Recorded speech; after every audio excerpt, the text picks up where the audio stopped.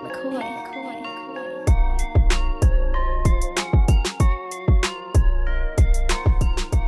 everybody, and thanks for joining us for another episode of the PHNX Suns podcast, brought to you by the DraftKings Sportsbook app, America's #1 sportsbook app. Don't forget to hit that like button, subscribe wherever you get your podcasts, and leave us a 5-star review.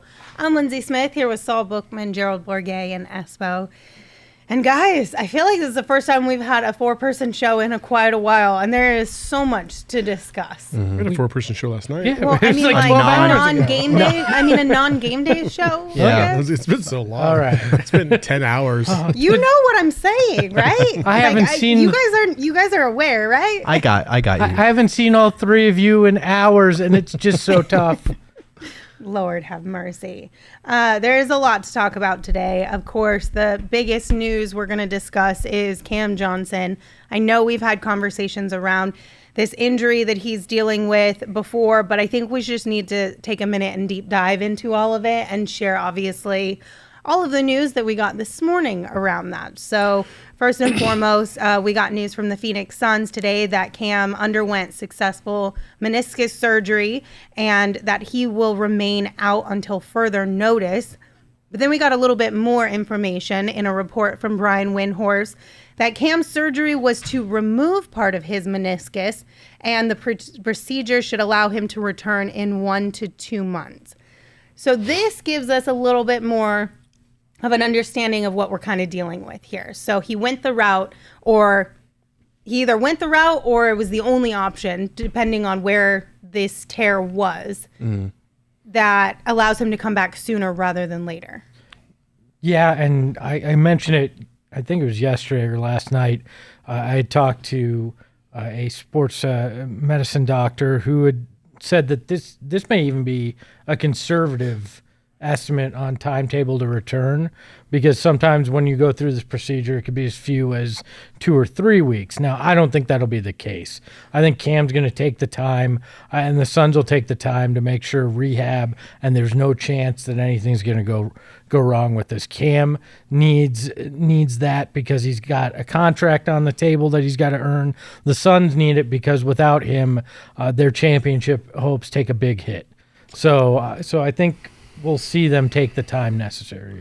They could take as much time as they want, and I'm sure they will. I don't know. With Cam, I don't know if it's necessarily like, okay, all the time is the best, because, you know, the more time he sits out, the more likely he's not going to re-injure himself, because he's just been injury prone. Like, how do you define it? You know what I'm saying? So I feel like as soon as he's ready to come back, he needs to come back. Like, what are we waiting for? You know what I mean? That's my perspective on it. Yeah, but you don't have potentially $100 million sitting on the table. Well, he ain't getting $100 million now. There's no way. I mean, right now it's kind of speculative about how long it'll take for him to come back. Obviously, Det Nibble pointed out in the chat that he had the same surgery on a different knee at North Carolina in 2017. Had the same surgery, back on the court in 5 weeks. Mm-hmm. We don't know the extent of the meniscus tear. It could have been that he opted for it, or it could have been that it wasn't as severe, and so that was the best way to deal with the situation. But I agree, as soon as he's okay, you know, obviously you don't want to rush or need to rush in this case, because he's not going to miss the whole season, it sounds like. But as soon as he's able to return, you don't want to coddle it or baby it. Like, if he's able to play, he's going to want to play not just for the team and for contending for a championship, but obviously for his contract situation, try to salvage that amount. But I do want to point out again something I brought up last night, because I keep seeing this idea that Cam messed up by not taking the money. He got offered less than 4 years and $70 million, according to a source. Yeah. If that was the offer, he was well within his right to not take that money. That would have been insane for him to take a deal so below his market value. Now, obviously, the injury lowers his market value, but it's still not even that low. Yeah, I think he probably figured what the Suns offered was the floor that he'd get, even if he got injured. So I think he made the right bet. But a lot of people will bring up, well, and I think you even said this last night, Dwayne Wade said he was, regretted ever doing the kind of surgery that Cam did. To me, and you guys can weigh in if you feel differently, but Dwayne Wade's game was so predicated on athleticism that probably hurt him more than a guy like Cam Johnson, where all he needs to do is be able to shoot. It's nice when he goes in and tries to dunk on a guy, but his whole game isn't predicated on that burst of speed, the ability to get to the hoop, those kind of things. So I'm not concerned the long term, even though D Wade said that back in terms of like his own style of play. I would agree with that. Like he's not doing these crazy step backs, and he's not trying to dunk on people. Well, he has dunked on people, but he's got a little bit more length than D Wade, and he can use that to his advantage and stuff. So I agree with that perspective in terms of the load that he's putting on his knees. But the hard part is as we saw the other day, like it wasn't even a contact injury. It was, it's one of those flukes that happen in sports. And so when you're dealing with that, you're like, okay, well, I don't know what to really trust when it comes to Cam Johnson. So again, I think once he's ready to go, he needs to get his ass out there. He had the same surgery done on his left knee. Do you guys? I don't know of any other issues he's had with that knee since then. No, which has been a good amount of time. So that's a positive as far as if we're looking at track record with this particular situation for him. Yep. So hopefully they're similar enough that they'll kind of recover in the same type of way. To Saul's point, though, the biggest concern to me is now that's both knees that have had operations. It's Yeah. both hips too, right? It wasn't just one hip. So now it starts to compound. There's multiple things. For the prognosis for this year, I feel much better than I did yesterday about it. Long term and committing the money, that may be a different story. Right, and that's the good news is I feel kind of like a weight has lifted off of a dark cloud has lifted off of the season, because if he was out for the whole season, then what do you do with his contract? What do you do with this roster? Because without Cam, you are not going to contend for a title as currently constructed. You would have to make another big move, and I think we all agree this team needs to make some moves of some sort to address some of its deficiencies. But like, if he was out, you are really in a hard spot because Cam doesn't have much trade value. DA can't be traded until a certain point and has veto powers over any trade. And then that pretty much just leaves Mikal Bridges and future draft picks in terms of what you can actually offer for a big piece. So if Cam's able to come back, that's huge. Like Saul's saying, you can't necessarily rely on him staying healthy, but you can rely on the fact that if you don't have him, you are not a title contender this year. I have a thought. Okay. It's another one of my kind of stances that I like to take from time to time. Okay. James Jones, as we are sitting here right now, has done a really poor job in terms of constructing this roster to compete at a high level. He's basically relied on the first five. And yes, Jock he's been a nice addition. Thank you. Mm-hmm. I was going to say attribution. Yeah, he's been a nice addition. However, he's widely really relied on the bounce back of Torrey Craig and Cam Payne on the bench, and the hope that these five were going to be able to carry the load long enough to possibly get to a championship, right? Whereas I think we all knew that then they needed to beef up somehow, some kind of way, either with the bench or with Jay's replacement, whoever that was going to be. And right now, I mean, we're going on like 4 or 5 months of basically no activity. Mm-hmm. We've made small moves here and there, but nothing really significant to really move the needle in any direction. And I would say it's been the opposite, because Jay was a valuable piece to this roster in terms of what he brought intangibly, what he brought on the defensive side of things. Yes, he was wildly erratic when it came to three-point shooting and scoring overall, but he brought something to the table every single night, which you could rely on. And right now they are missing that, and they need that, especially if I haven't heard about CP3 yet, but if he's going to miss even a game or two right now, you got 3 starters out of that 5. And the bench has got to play at a higher level, and they haven't really shown that in game 1 so far. So, I'm not convinced that James Jones ever planned to do much this offseason. We heard at the end of the year the talk about internal development and those things. We don't even know how much they were in on KD, because if you believe things at face value, in the reports we've heard, they weren't even willing to add Cam Johnson in an offer from what we heard. Like, it doesn't make any sense. If they offered him a 4-year, $70 million deal, clearly you don't place as much value on Cam Johnson as other people around the league do. So those two just don't match up to me. I think this is where the ownership stuff may come into play. We don't know what the stance was on what James Jones could spend. I know they talked, you can spend whatever you want.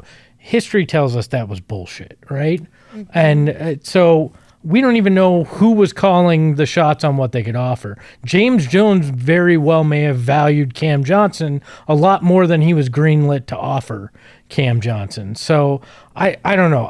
You look at things, and to me, I'm like, I'm not sure that James Jones ever planned on doing anything major this offseason. It's possible, but I think it's just the simple truth of, like, if Kevin Durant says that he wants to come to your team, you put all your eggs in that basket, and I think the Suns did, and I think James Jones's biggest failing was not getting across that finish line, because then by that point, all the meaningful free agents were gone that he could have used that mid-level exception on. And so now they're left kind of picking at scraps. And I think he did a decent job, like getting Damian Lee on a veteran contract. That's good. Trading basically just cash for Jock Landale, another good move. But obviously no needle movers in that group. They needed to get KD because that's where all their attention was. And they didn't. And now they were kind of left holding the bag. And to be fair, I don't fault the thinking. I just think if you're going to do that, you have to wind up with that guy because their depth is suffering for it now. They didn't have a backup plan. That's the thing that bothers me, is like they didn't have a plan B or C or D from what we can tell. So they basically settled with the plan fucking Y and got, again, the Landale thing has worked out so far. He's struggled the last couple of games, but I'm sure he's going to bounce back. And outside of that, what have we done?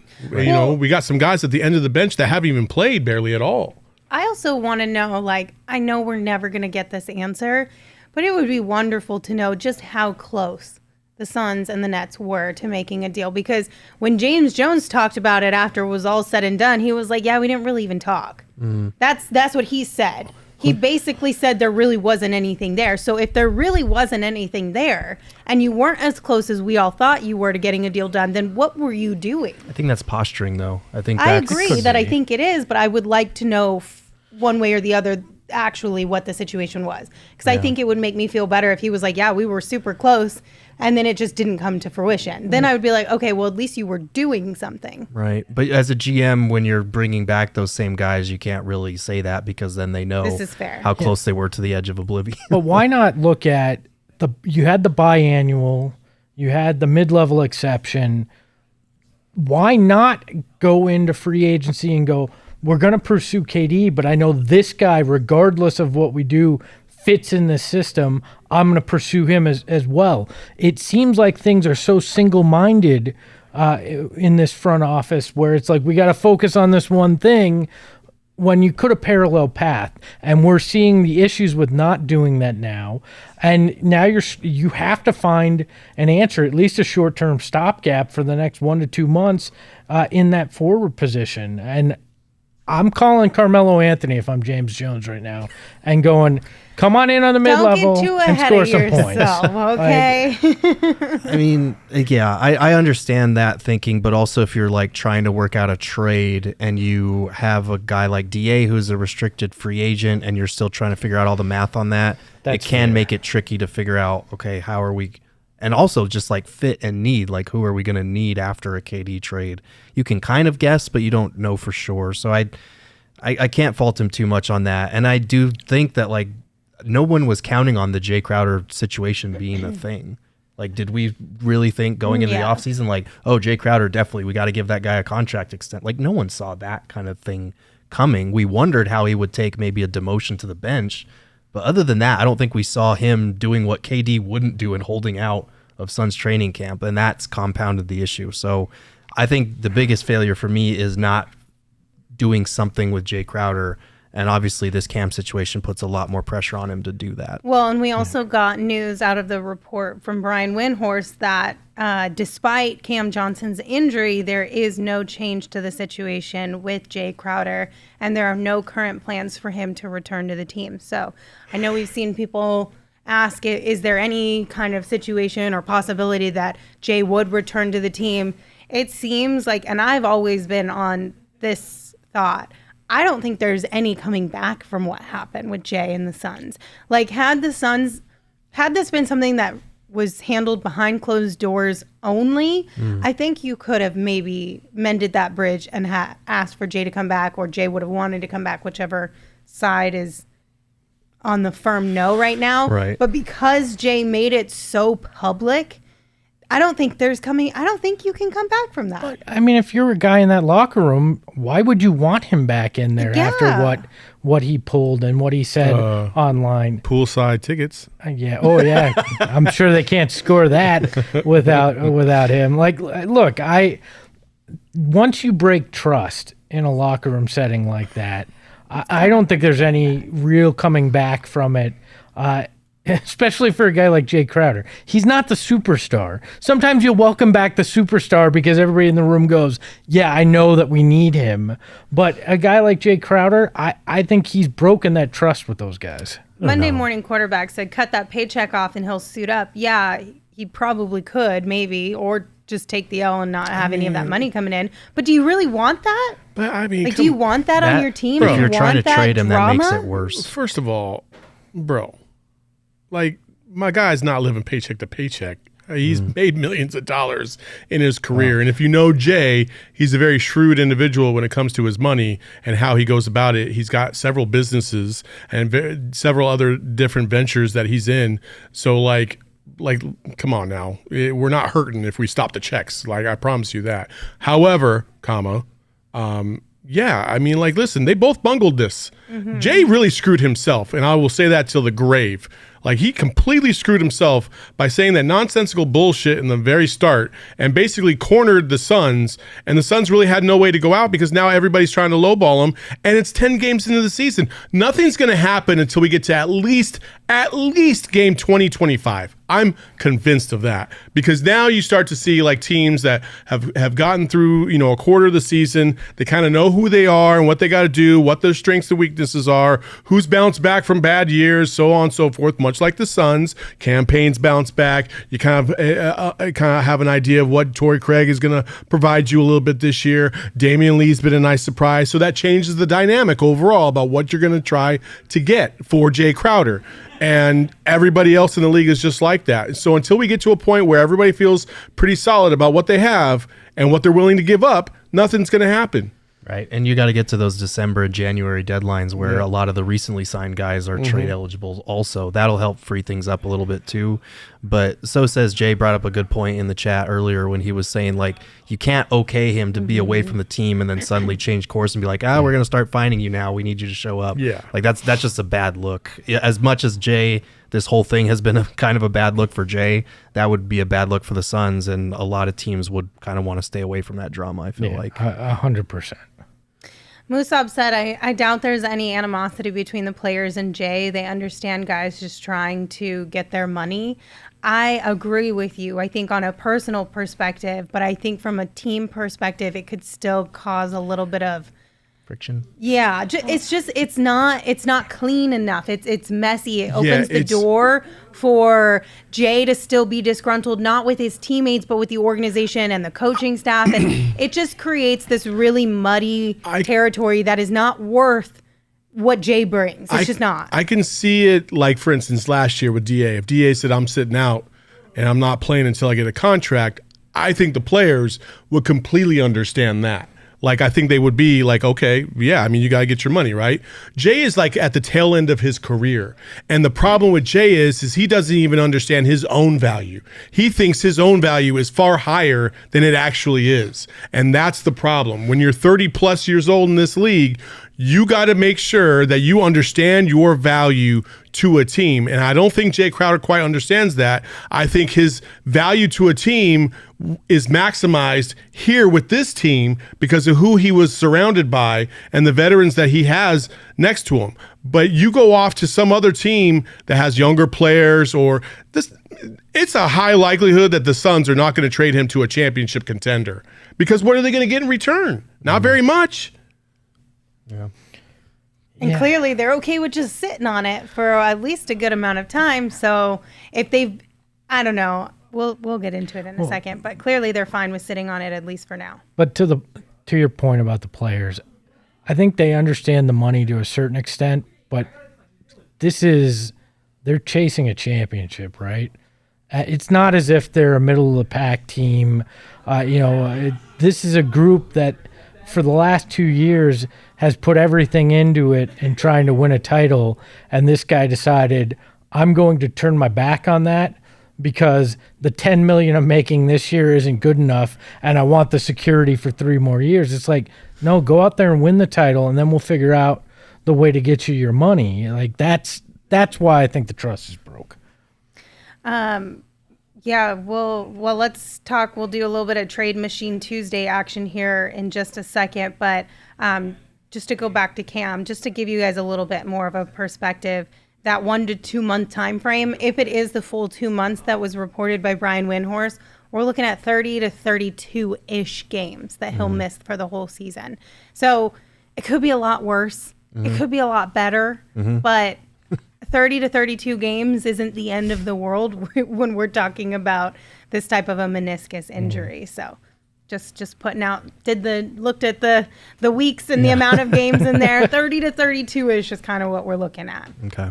I do want to remind you guys that our friends over at Underdog Fantasy have a fantastic app that is the best way to play fantasy sports and potentially win big money at the same time. We have a fantasy show here at PHNX that can give you all the inside details on how to utilize this app, how to have the most fun on it, and of course, how to make the most money as possible. Espo, you are on that show many times. What would you say to the fans? My advice about is why you need to download the Underdog Fantasy app. Well, my advice is do everything opposite of what I say usually on that show when it comes to drafting. But the app is so easy to use and it's intuitive. Some of these things are very intimidating, right? You get in there and you're like, I don't know. You can do a draft with your friends anywhere, and you can text it from the app. It'll text them the link straight away. It's super easy, making the higher lower picks in the pick'em. I mean, literally, you got 2 options. It's not that tough. It's higher or lower. I mean, I think my 6-year-old could do it probably better than I can, but you got to be 21 and over. You don't let the 6-year-old sign up for an account. No, that's not allowed. But so I enjoy the app. I think everybody should get on there. Use that code PHNX, and they'll match your deposit up to $100. Right? Yeah. So get in on the action today. Download the Underdog Fantasy app. We put the link in our chat and also the show notes of this show. Also, another reminder that we are teaming up with Four Peaks to host all U.S. and Mexico World Cup matches at their 8th Street pub. And this is going to be a blast. Some of these games are like, I think they start at 8 o'clock in the morning. Yeah. One of them starts at 9 o'clock in the morning. Is it 9 o'clock? And that just happens to be like probably the biggest one when it comes to Mexico versus Argentina, and Messi's probably lost last World Cup. Nice. But everything else is noon. Okay. I thought I saw one that was earlier in the morning. 8, 9 seems like the same time frame for me when waking up. Yeah, but I feel like it's a great way to start your day because it's going to be a heck of a lot of fun, and that'll probably get your adrenaline going. And I know it might be 9 a.m. in the morning, but you can still enjoy beer specials. We're also going to have giveaways, guest appearances, and so much more. And if you want to go to one of these or all of these watch parties, you can check the link in our show notes to register for free and get all the information you need. Okay, you ready for a little Trade Machine Tuesday action? Mm-hmm. Absolutely. Not unless Emma's ready. Do we got it? No. Oh, no. What? We got to do it live then. No, if it got deleted, it got deleted. It's not my Trade fault. Machine Tuesday. You can't blame me for that. I didn't delete it. It got deleted off like the Mac, so it's not. Oh, you hate to see it. Do you? I do. I'm firing somebody after we get off the show now. We can find it on another YouTube stream. All I know is it wasn't me. Okay, so there's Jacob's a few routes. fired. A few routes the Suns can go from here. Obviously, we're going to do Trade Machine Tuesday first, but they can also look internally. We'll get into that here in just a minute, but Do you guys want to talk about Melo first, or do you want to talk about the trades first? Well, Melo's a free agent, so that's not even a trade. I know. That's why I asked if you want to talk about Melo or the trades. Well, Let's make the people wait for what they want, what they came for. So we'll talk. Why don't we go Melo first? Sure. Okay. So he's been brought up quite a bit in the chat. Espo, you brought him up just a minute ago. There were reports earlier in October that the Suns were interested in him. I know he's not the player that he once was, but he could be an okay role player on this team. Last year, he averaged 13.3 points per game on 37.5% shooting from three-point range. Yes or no? Where are you guys at? Yes. Last night we saw the Suns take the fewest three-pointers they have in the last 2 seasons. You need to get more quality three-point shots. You need a guy who can score on that bench. He brings a veteran perspective. And the best thing is, if it doesn't work and you've signed him to a veteran minimum deal, you cut him. And it costs you nothing, and it hurts you in no way. Yeah, I'm kind of the opinion that, like, why not? Especially because you've already got one roster spot you're wasting on a guy who's not showing up in Jae Crowder. You've got another on an injured guy in Cam Johnson. And you still have a 15th open roster spot that is currently not being used on anybody. Guys, you thought, and it's back. Trade machines Monday. Trade. Oh, that says Monday. Oh, no. That's the Monday Damn one. it. Monday. Oh, Yeah, we got a case of the Mondays. I can only find the Monday one. All right. All right. Anyway, continue. Sorry. yeah, like he would help them as far as just being another warm body that you could plug in at the 4. His last season, he averaged about 13 points a game, and he shot 37, 41, and 39% from 3 over the last 3 years. So he can spread the floor at least.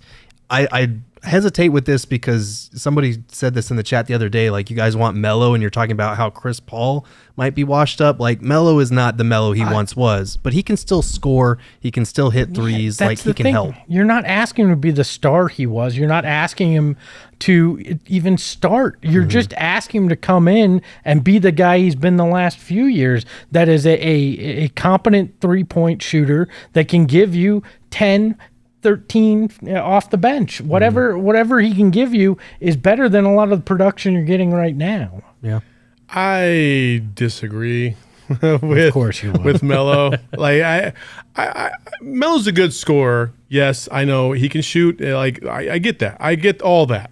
But defensively, he is such a liability. Like he's basically just an Olay guy. Like everybody's going to go around him. So what you're getting on one end is neutralized what we're giving up on the other. And so to me, Melo doesn't move. Yeah, and I agree. Like, listen, I have not been the biggest Chris Paul fan to start the season, and I just can't imagine Carmelo Anthony coming in here and having as big a contribution to kind of take us over the hump. I just can't. Well, your biggest knock on Chris Paul is he can't shoot from deep if he's open. That's exactly what Melo could do with this offense. And I get that his defense isn't going to be spectacular, but this team's predicated a lot on team defense. So I think you can hide some of that deficiency in a 5 or 10 minute period that you're playing Melo to try to help you stem the tide. You got a bench that can't score, and your starters appear to be struggling as well without Cam Johnson. So you need something. Could you imagine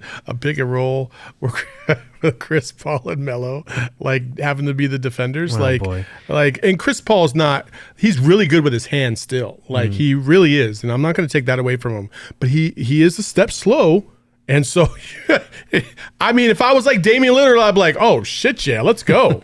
Like, who do I got? Oh, got him. But you stagger it. You're not playing him against the starters. You're not going to put yourself in a liability like that. And would you rather see Josh Okogie getting those minutes, a guy who can't do anything offensively but could play defensively? I mean, the problem is there's not a lot of options. And anybody that's trying to tell you that Dario Saric is the option here doesn't realize the guy's been out for a year and a half with 2 knee injuries that were serious. Like, I think there's no harm in trying this in the next 2 weeks, 4 weeks, whatever you're missing Cam, 1 or 2 months, and see if he offers anything. It's better than nothing. I would like to see them take a flyer, and if you're not going to take a flyer, then move up one of your 2-way contracts onto a roster spot and give them an actual shot, because I don't see the point in not having a G League team, in having Ish Wainwright and Dwayne Washington Jr.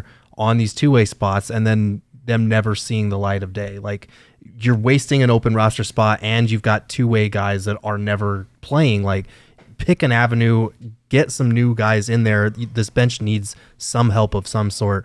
I'm not opposed to a Carmelo Anthony pickup, but my expectations would be a little low. But you only need him for like 5, 10, maybe 15 minutes, depending on the night. Well, Give me 2 threes, and I'm fine. do you think both sides could come to an agreement on like a 10-day or a couple back-to-back 10 days until they know for sure what they're getting and think- have Probably to not lock for in Melo. something? I don't think Melo's in that space. He's either like, hey, you sign He's me like for the rest all of the in or year, not? or that's it. Yeah. That's fair. I don't blame him. I just figured I'd ask. If I was Melo, he was I- open to it. If I anyway. was Melo, I wouldn't take a 10-day. Like, what's that? What's the No, point of that? that's Just to get me, insulting. just to tease me for a little bit, then let me go? Like, no, fuck that. I did that in high school. Albert in the chat says, I like Gerald's idea much better than Espo's. Don't we have the same idea? What? I don't know if he's referring to the two-way thing or if I don't, but yeah, it's not like there's some great fix-all option in free agency that's waiting for us. Like, either way, No. your returns are going to be minimal, but at least he can shoot. So I don't know. Listen, the trades, to be honest with you, aren't that much better, in my opinion, because there's only so much that you can do, and then you also have to get a whole nother team on board with what you're offering Trades as are tricky. well. So trades are very tricky, but let's dive into a few of them. So our first trade of the day, we're going to talk about the Suns will receive Kyle Kuzma and Monte Morris, and the Wizards will receive Jae Crowder, Dario Saric, Josh Okogie, and a 2023 first round pick. So This is so when I wrote this, and to be clear, for people that are throwing names out in the chat, like Eric Gordon, Harrison Barnes, we've discussed all of these at length in the past. I've written about them as well. So we're trying to come up with newer trades. Those are still good options in my mind. But in this trade, like, this is under the impression that we don't know what to expect from the Wizards, because they could implode. They're trying to build around Bradley Beal, and he just signed that mega super max, like 250 mil or whatever it was. So you don't know if they're trying to build, what they're trying to do. These are two guys that could help them. Monty Morris is their starting point guard right now. So this would be a couple of months from now where they're imploding. They want to blow it up a little bit and restructure around Bill. So if that's the case, like, Kuzma has played pretty well to start this season. He's been a double-digit scorer. And Monte Morris was one of the best backup guards in the league when he was with the Nuggets. Now he's kind of miscast in a starting role, and he's not doing as well. But that helps with your guard depth as far as having an alternative to Payne, and it gives you a guy at the 4 spot who can score a little bit, which would be helpful for this team. Monte Morris is a solid backup point guard for sure, and that's what he would be on this team, and I'm cool with that. Kuzma, he can hit the three. He's got some length. I don't love his game. He reminds me of just a slightly more athletic Channing Frye, but to replace the guys that, first of all, are not here, and the guy that's coming off an injury, that's a flyer I would take. For sure. Right now, Kyle Kuzma this season so far is averaging 17.2 points per game on 45.7% shooting. Also, 7.4 rebounds and 2.1 assists. So if we can consistently get somewhere around those numbers, that would be a positive for us. For sure. And I see people in the chat talking about the first round pick. If you don't put in a first round pick, you're not getting those guys, because they're not going to be thrilled to have Crowder on an expiring, Saric on an expiring, and Josh Okogie on a minimum contract. Like, none of that does anything for them.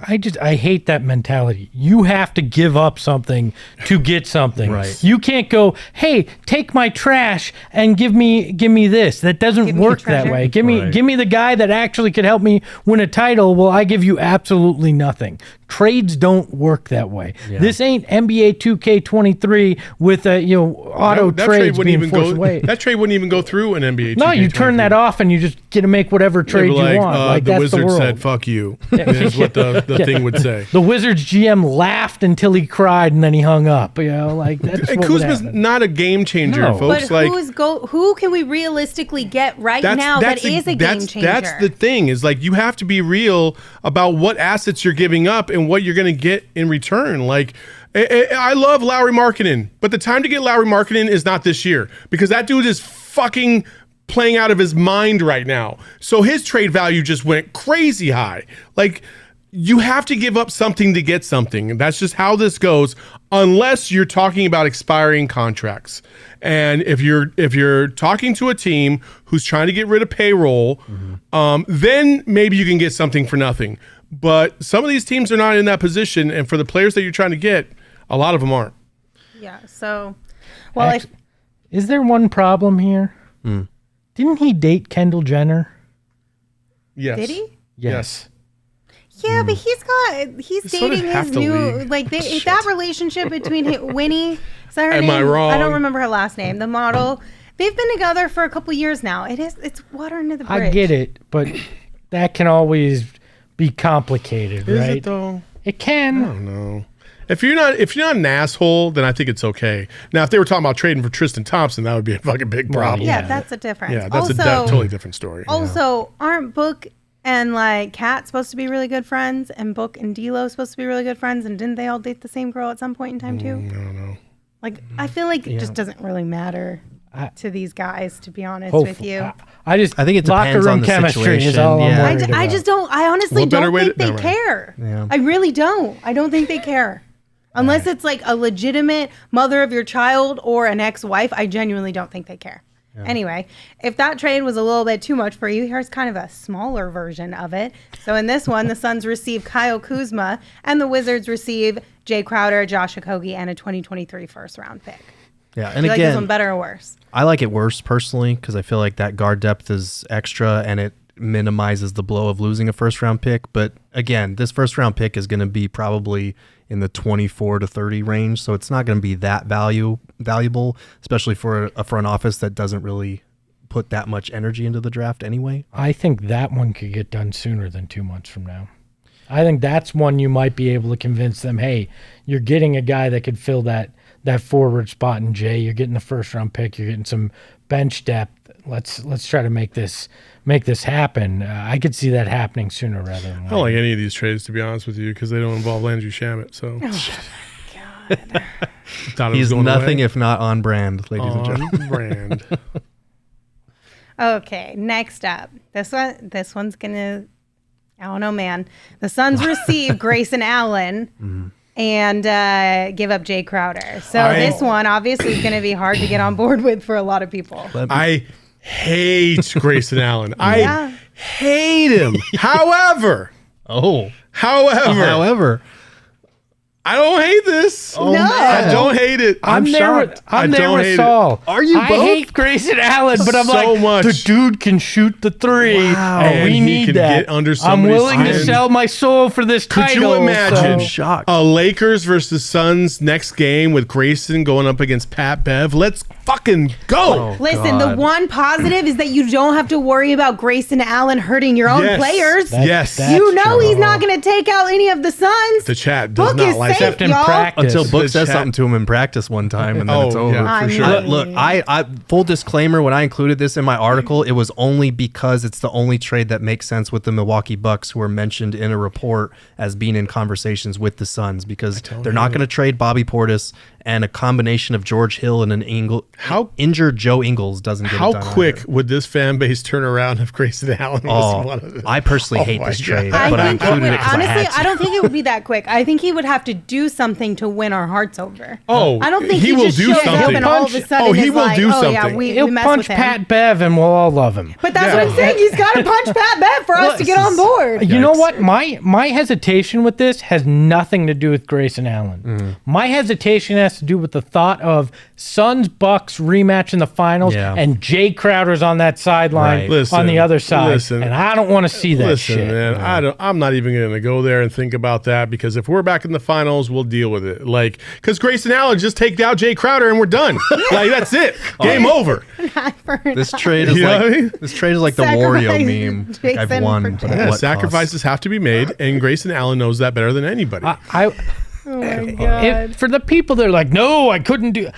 I literally would trade 5 first-round picks if I could get in a time machine and get prime Robert Horry at this point to try to help this team. That's how little I care about, are we getting a guy that I like personally or not. If he can mean- help, bring him in. Grayson Allen gives me Corona del Sol vibes, and that's why I hated his guts so much. gives me like NBA Sorry, Ted Corona. Cruz vibes. I still hate you.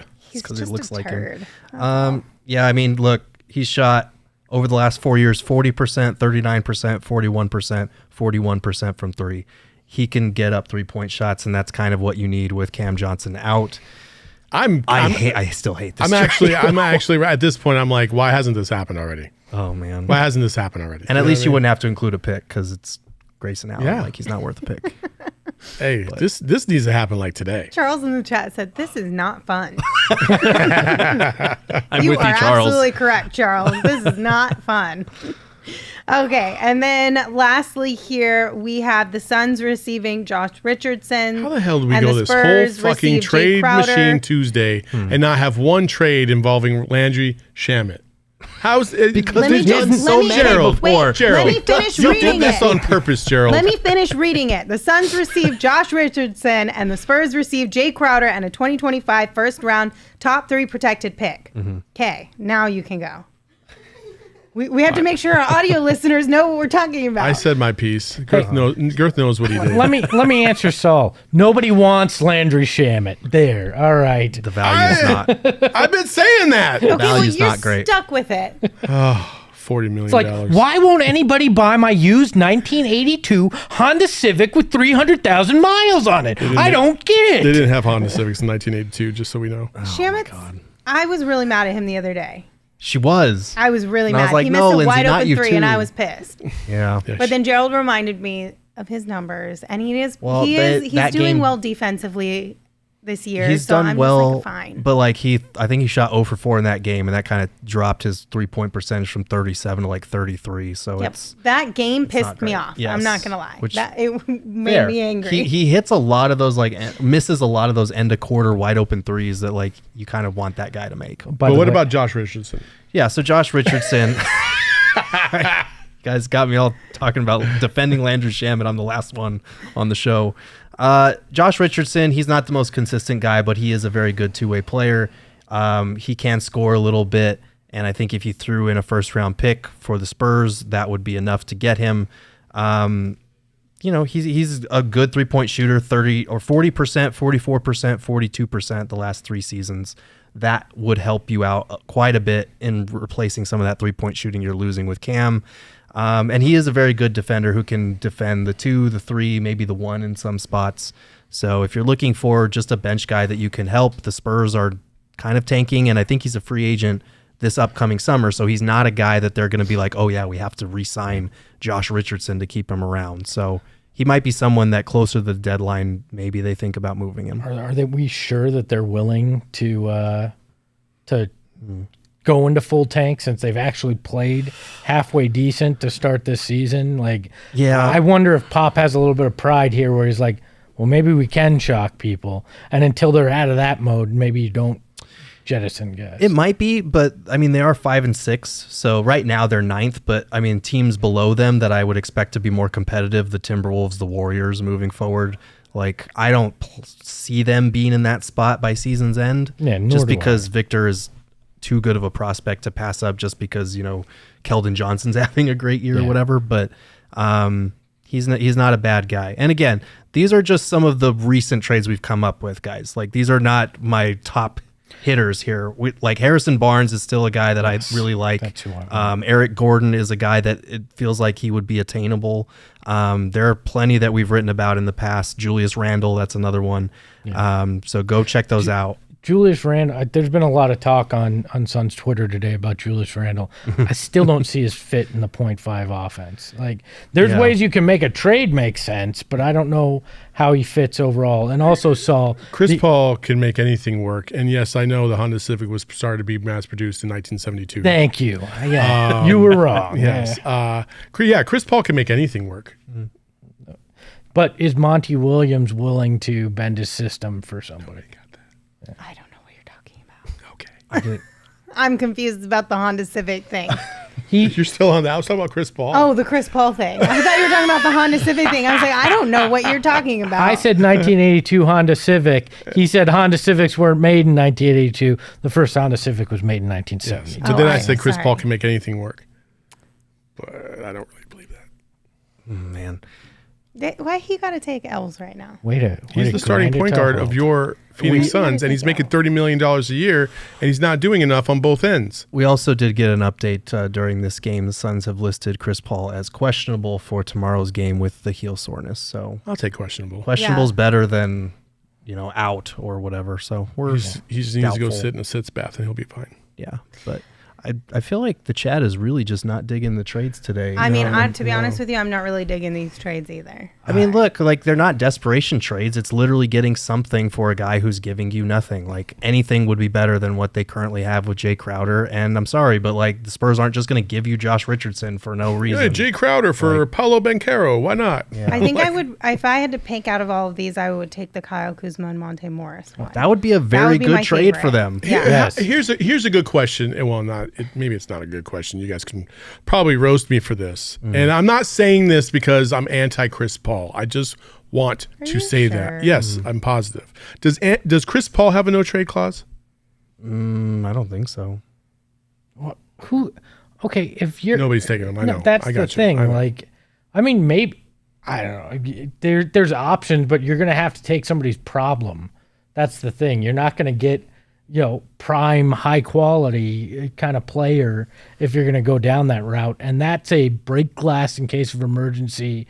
Everything's starting to go wrong and you need to try to do something to salvage your shot at a title kind of move. Monte Morris would be a nice legit backup. That first trade's the one that I like the most. Yeah, I would agree with that. I think if we're going like Josh Richardson, I'm not mad at, but I'm not stoked on that one. I would rather sit on Jay for another month and some change, 2 months even, to maybe package him for something else when more players become available. Don't you worry. He'll be sitting on that roster until January 15th. Guaranteed. I don't think that we are completely desperate. I think we could become desperate if internally we don't see other guys step up while Cam Johnson is out. But right now, I don't know that I'm willing to operate from desperation just yet. If you tell me in 4 weeks and we've dropped 80% of our games, then yeah, I'm going to get desperate. But I don't know that that's going to be the case for this team. This is still a very good team. They're just dealing with an adjustment process for a guy who was their second best player last year, taking less duties, and Mikal taking on more.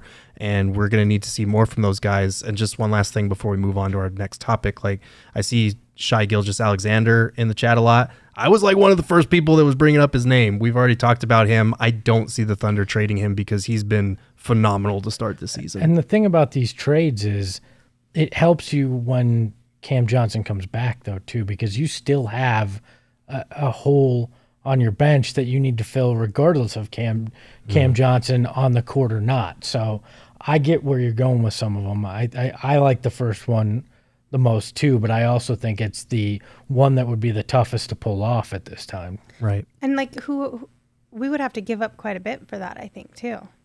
For Jay. Oh yeah. You're giving up probably, especially with Cam Johnson's injury, that really hurts your.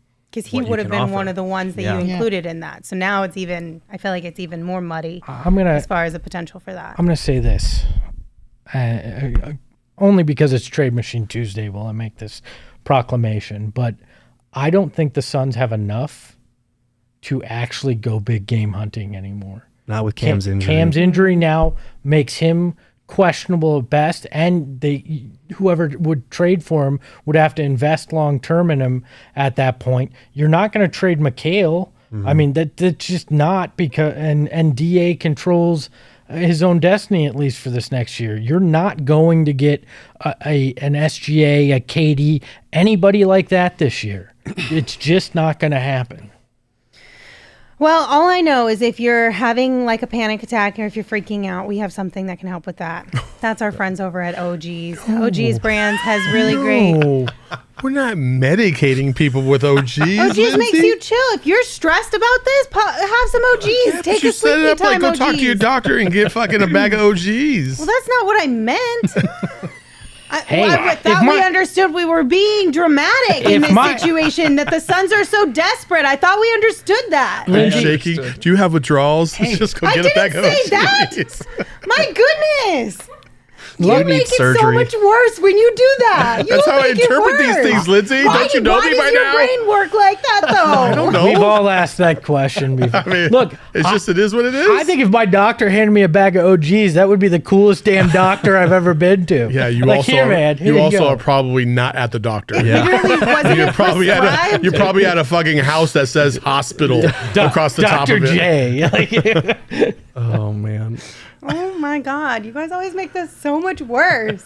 Anyway, our friends over at OGs, they're super cool. They have great products. She shut down.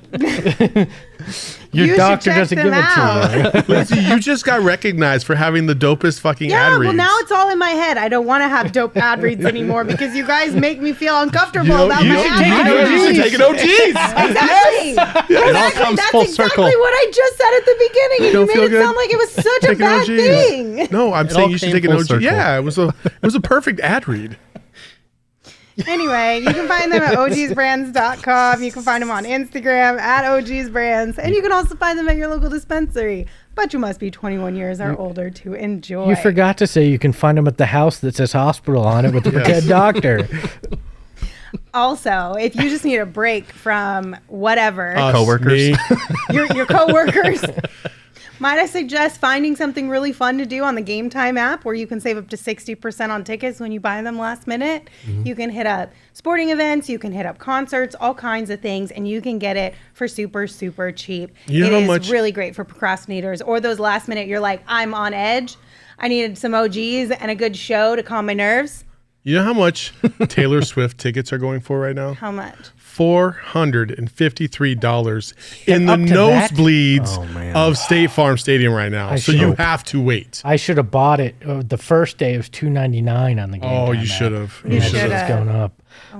You know what I think would be fun is pop a few OGs, go to the Game Time app, randomly pick something, and just buy tickets to have to go see whatever you've clicked on. I think that'd be that could be kind of fun. I'm not mad at that one. Anyway, it's a really cool app, and if you're looking for tickets, you should absolutely check out Game Time, but you should check them out by using the link that we're putting in the chat and the description of the show because that's the best way to support us, and we really appreciate it. If Lindsay ever took an OGs, I will buy her a ticket to anything she wants to go to on the Game Time app. Oh, wow. That's quite an offer. I mean, She's how do you know I thinking about it. haven't She's had thinking one about it. away from all of you? No. It has to be around us. Oh, well, then that's a hard no. Oh, man. Okay. Well, you heard it. Look at. I'm just saying, like, It's up to like you just- $500 in value. Yeah, I mean that literally was like a quality fucking offer, wasn't Listen, I? Can I thought take that Jose- offer, please? No, Jose no. in the chat said, it's what brothers are for. You're welcome, Lindsay. You guys do act like my brothers. But I also know that. So why would I take an OGs around you when I know you're going to act like brothers and Well, just first, mess we'll with me? protect you, first of all. I'm the Second of But all, you're going to brother. mess with me. At the, No. It's, you protect from everyone who's not you, but Lindsay. you guys get full reign to mess with each Lindsay. other. Just observe and laugh. have you seen me on OGs? Do I look Yes. like the type of person that would Everybody mess has. with you? Yes. What? Emma. No, Saul's just really funny and like. I feel giggly. like I would Yeah. get nervous And or I'm I really would chill. get anxious or whatever. I would start to feel some type of way, and Saul would be like, you would just egg it on. No, I wouldn't. Lindsay, No, what I don't about know. he goes into like dad mode low key sometimes. Lindsay? I would. I don't trust it. I will buy you any ticket you want on the Game Time app if you take an OGs and spend 24 hours in a Waffle House. Oh, man, not the Waffle Not House the again. Waffle House. again. But should we bring this up? No, friendships were No. destroyed yesterday. No. Rick had a good point. He said, Lindsay, that could have been a finals ticket. It could have been. Could've been. You could have You're gone to the right. Super Bowl. You're You right. could have gone to the Super Bowl. Yep. Wow. You Yeah. really dropped the ball. I mean, That's okay. thousands of dollars. Bye-bye. Into the Right wind. out the window. Whoops. Okay, back on done that regularly before. I'm not scheduled doing it again. programming here. If the Suns do not make any moves right now and they decide to sit on Jae Crowder for a little bit longer, they'll have to look internally, and likely they'll be looking at Mikal Bridges and DeAndre in first. Those two guys are going to have to step up. Honestly, regardless, but especially if there is no moves that are made. Mikhail's numbers kind of fooled you last night, too, because he had 15 points, but he definitely had 6 when it really didn't matter at all. Right. Like the game was already over. And so really that was a single-digit performance. And you just need more from him and DA. DA got hurt, got a little banged up, came back, but he's just, they both just need to fucking play better. I am getting to that point now where I'm really starting to get tired of their lack of production on the offensive side of the ball. They just need to do better, especially DA. And everybody knows that I'm Team DA. I stand DA for sure. But fuck, dude. Like, can you give me 25 one fucking day, please? And 15 rebounds? Could you play better than you have basically the whole last year and a half? Fuck! I'm tired of it. I'm tired of defending your ass. You got to play better. You just got paid. You barely fucking get 20 a game sometimes. Pull your head out of your ass and do it. Oh my God. Wow. Fuck. Man, do you feel? I didn't have OGs. I was going to say, do you feel better? Wow. Look, with DA, the big thing that I'm noticing is he's averaging 15 points a game, which obviously is not high enough. But he's only averaging 26 minutes a game because he keeps getting himself into foul trouble. And the quote that we asked him in the locker room when he said, "I'm trying to get refs to adjust to my physicality, not the other way around." Yeah. I get the long-term goal and agenda of that, but like your team needs you right now with Cam Johnson out. Like you need to be on the floor, you need to stay on the floor and be in a groove, and he'll continue to produce because he's not a guy that needs a ton of offense drawn for him. Like just run pick and rolls, and that is running offense for him because he's so dominant either with the way he catches the ball in the paint or the gravity that opens up shooters everywhere else. They just need him on the floor more. He's averaging 5.4 fouls per 36 minutes. The first 4 years of his career, it was at like 3.4, 3.3, 3.0, and 3.0. Like this is 2 fouls per 36 minutes more that he's committing to start the season, and it's the reason that he's barely been able to put up big numbers. How much do we think the ankle plays into that though? Because if you're not fully healthy, I think that makes it tough on the lateral movement. He puts himself in a situation that maybe physically he can't do what he's thinking. I don't think that's it, because like if you was before the ankle injury too. I mean, and if you look at the fouls, a lot of them are just kind of like hesitation. Yeah, they're not smart fouls. Like if you're gonna foul a guy, foul him. But they're kind of like being in the wrong, and some of them were just soft. Like some of them were bad calls. Like there was that one where Nurkic was backing him down and all he was doing was holding his ground. He got whistled for, like there's not a lot you can do about that. But when you get whistled for a call like that, you have to have the veteran knowledge of being like, I can't get another cheap one here or there. But I think the problem is he's trying not to get fouls when he gets in that position, which then is causing him to get more fouls because he's not playing defense the way he normally does, and he's hesitating, which is putting him in bad positions. But I think it's the other end as well when it comes to the fouls. We talked about it last night, but I did some research. Yeah, you heard that right. I actually looked at advanced stats. Oh, hell yeah. For this. Gerald, I did this for you, my friend. I'm so proud. I went on Cleaning the Glass and looked at their percentage of shots that a player was fouled on, right? And I looked at guys, the 4 guys making money in his same range: Gobert, Cat, Embiid, and Kristaps Porzingis, which that one sounds weird to say, but the 3 center type guys making money around him. And I'll just go through this season. I have 3 seasons worth, but DA is getting fouled on 9.1% of his shots. Gobert gets fouled on 22.6% of his shots. Karl Anthony Towns, 10.1% of his shots. Joel Embiid, 21.9% of his shots. And Kristaps Porzingis gets fouled on 13.5% of his shots. DA has been in the 9.5 range the last 2 seasons. That cannot happen. Soft. He has to get to the free throw line. He has to force the issue and do whatever it takes to get to the free throw line, because right now Devin Booker is the only guy getting to the free throw line, and this team can't give up that much of an advantage to their opponents getting those free points. When you do that and you don't shoot the 3, you're destined to lose, just like we said last night, because math is against you. When you put DA in the category of Cat and Kristaps, and without the 3-point shooting, that's soft as fuck. Yeah, that's not good. That's soft as hell. Like that isn't good at all. No. And listen, people have been calling him soft for a while, And I think he shows up every now and then. I think defensively, he hasn't been as soft as he has been on the offensive side. But I also see a lot of uncertainty with him on the offensive side of the ball. He's not nearly as aggressive as I'd like him to be. He's not nearly as physical as I feel like he should be.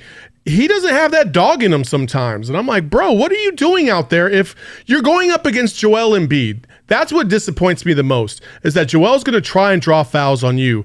And you, on the other end, you didn't give him shit. You didn't really do anything. Like, it was just such a really apathetic fucking performance. And tomorrow he's going to go up against Cat and Gobert again. And we're going to see, like, hey, are you going to show up? Are you going to play? Are you going to beast these dudes down low? Because you have the ability to. But for whatever reason, he goes into these weird little funks where he hides in his treehouse and never wants to come out. It's bullshit. Right. I think that's the frustrating part, is that, like, we've seen glimpses of it before. We know that the ability is there. It's just, why are you not tapping into it on a regular basis? Why are you not fueling that side of who you can be? Right now he's good, but he's not good enough. He needs to take that next step. These are the little things. If you force the issue, all of a sudden that scoring goes up because you're getting to the free throw line. You're getting easy points, you know? I used to say that it's because, the Suns weren't consistent in giving him the ball. Well, you can't say that this year. You can't. Like, they're looking for him. When he posts up, they are literally trying to get him the ball to pull them out of trouble and to keep his momentum going. Well, I was on that bandwagon last year, and now this year, when he's getting the ball and he's not doing anything with it, his scoring hasn't increased, overall production hasn't increased, nothing has changed. If anything, his rebounds have gone lower. They've gotten worse. Like, bro, man the fuck up, dude. He's been a double-digit rebounder for every season of his career except this one so far, in 8 games, averaging 7.8 rebounds per game. That's not good enough. But again, I keep going back to, he's playing less than 26 minutes a night. You've got to stay on the floor. The best skill, we've said this so many times about other injury-prone guys, is availability. That applies to foul trouble as well. He's got it, like we talked about this last night on the post-game show, even just a pump fake from time to time when he's around the basket, because I feel like guys don't contest him a lot of the times because the looks he's getting are so clean and he's so efficient there. But he's got to force some contact, look for some contact, and create it and get to the line more, because 2.1 free throws for a guy who predominantly takes most of his shots in the paint is not enough. Well, and to your point on the time playing, right? Monty had said they want him, at 30, 35? Well, he should. His career high in minutes is 32.5, and that was his second season. Like, they need to be playing him around 33 or more minutes. I mean, so you're talking potentially 9 minutes of on-court time that he's missing because of this foul trouble. I mean, could make a big difference in your averages. You would hope an additional 9 minutes in a game that you're actually, adding to those rebound totals and point totals as well. Right. But DA is not the only one that the Suns should be looking at. Mikal Bridges also needs to take steps forward. This year, his three-point shooting has kind of fallen off. And we know that he's being asked to do other things as well, but that three-point shooting is so crucial for this team, especially right now. Right. And that's the thing, is like, he is a guy that is a capable floor spacer. Even this year, he's posting incredible shooting splits. He's shooting 50% from 3, but he's only taking 2.2 of them, which is a career low for him. And it's way worse than what he's shot the last 2 years as far as attempts. I think this is another negative aspect of the whole experiment as far as playing Chris Paul off the ball, because Mikal has been getting the majority of those reps. And when you're on the ball, Mikal's not a guy that creates his own shot off the dribble. He's a spot-up shooter. He's a guy that you have in the corner, that you have lift up, and he gets wide open threes off of the pick and rolls, the other stuff you're running away from the ball. Well, if Mikal's on the ball, he's not going to get those threes anymore. And with Cam Johnson out, you're losing a guy who took 7 threes a game and made him at a 44% clip. You've got to make up for that somehow. And we've seen it the last 2 games without Cam. They only attempted 19 threes last night. Like, that's never going to be enough unless you make all 19. But that's on Monty. I mean, at that point, you've got to adjust the system and put Mikal back in those positions to shoot, and then it's on McHale to actually take those shots. But right now, he's not really in a position to shoot those threes. That's like you said, and in your piece you make a good argument for it, that's a byproduct of the way they're using him. So Monty has to make the first adjustment there. Right. They're using him as a primary playmaker. They're using him in that Draymond Green role where he sets the screen and then gets the ball and works those 4-on-3, 3-on-2 backside advantages. But like they need him to score more, and he's not taking enough shots in general. It's not just threes. Like he's taking under 10 shots a game, and he's their third leading scorer. Like they're gonna need him to be more active on offense. And I know it's asking a lot because both him and DA do a lot on the defensive end, and that shouldn't get lost in this. But like they're gonna need him to step up, especially if Chris is taking that step back. The playmaking hasn't increased enough. He's only averaging 2.7 assists. So it's one of those things where, okay, we want to experiment and let other guys initiate, but we also need to put some points on the board because without Cam, we're going to struggle to do that. When you think of Defensive Player of the Year, Marcus Smart comes to mind. Marcus Smart is every bit as worthy as a Defensive Player of the Year as McHale was a year ago. Catalyst for the Celtics on the defensive end, and the initiator of offense on the offensive end, as a key contributor for them. Like, if I'm not going to let Marcus Smart off the hook, I damn sure I'm not going to let Mikal Bridges off the hook for playing, for being such a vital part to their defensive assignment. And Mikal's got to step up. Like, listen, this is his fifth year. Just like I'm not going to let DA off the hook, I'm definitely not letting McHale off the hook because he's got to be better than that on the offensive side. We've said that since the start of the season. It doesn't change 10 games in. He's got to be better. I'm sure he knows he needs to be better, but sometimes it takes a game or two to realize, like, oh, my guy's not out here, and I do need to do more because as the losses come and you start to research, like, why did this happen? A lot of it's going to be pointed back to you and your lack of production on the offensive side of the ball. Like, you got to step up, both of them. Both of them. Way short of the mark. I've got two last stats on Mikal Bridges. Number one, 2 years ago, he was taking twice as many threes on a per-game basis as he is now. And number two, I know Saul's going to hate this one. Landry Shamet is averaging 20 minutes per game less than Mikal, and he's taking 3.8 threes per game. And Mikal's only at 2.2. Those numbers need to be, reversed. Problematic. Like, it's not good. I got in the chat said Saul's anger for DA is all love, though. Always. Honestly, all of this is all love, though. Right. Like, Mikal and DA are some of our favorite players. Not that we're ranking them, but y'all know there's certain ones that get a little more love than others. But everyone in Suns fandom, I think, can agree that for the most part, Mikal and DA are pretty high up there on the list. Yeah, but that doesn't mean we can't want them to do more. We can't want them to be better. And in a situation where you have a guy go down, you do need them to be better. Yeah. You just do. Overall, like, none of these guys, we don't hate any of these guys. No. Like, they're Phoenix Suns. We're fans of the team. Like, we're going to root for them, and we want them to do the very best. We're going to point out some of the flaws. Like, that's just what we do. And more importantly, like, I'm going to say things that I think I am seeing out there. Like, that's what I'm going to do. Like, I'm just going to say it like this because there's other people that are saying more controversial things that are getting a lot of love. I'm not a dick writer. I sure am not that. And I'm not going to write dude's coattails because he used to be good back in the day. Like, fuck all that. I don't care about any of that. I'm going to say what I think should be said and what I think I'm seeing out there on the court, regardless of what everybody else thinks. That's just what I am. There's other dudes right now that are supporting guys that are far more controversial and far bigger pieces of shit because they played ball really, really well back in the day.